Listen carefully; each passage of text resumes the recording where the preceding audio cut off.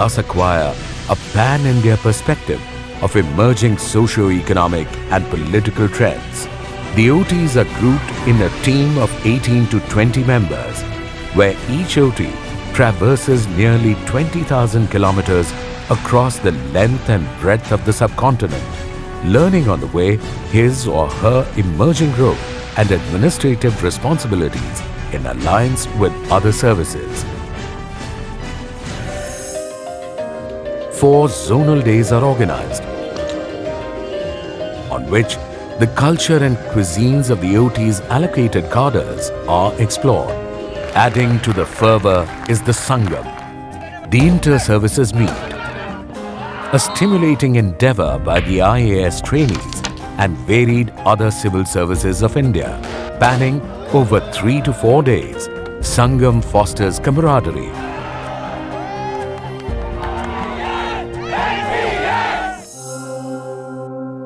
the eventful Phase 1 segues into yet another exhilarating period of district training, which combines learning by seeing and learning by doing, as the officers on training handle independent charges during this period.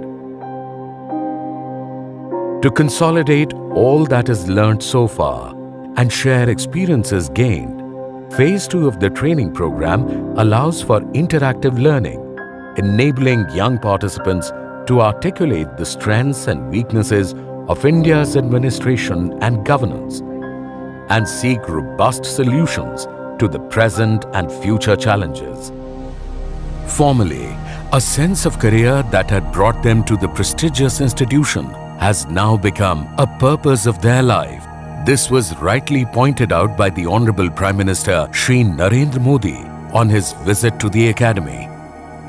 The Prime Minister enthusiastically interacted with the OTs, stressing on the importance of establishing a strong rapport with people as a key to success, and also compared the civil services to the 4th lion of the Ashoka emblem, which remains invisible, yet asserts its undeniable importance at all the times. What is churned out from these rigorous yet exploratory training years is a brilliant batch of young, diligent, rational and steadfast men and women beginning their career in public service. They take upon themselves to improve the lives of every Indian.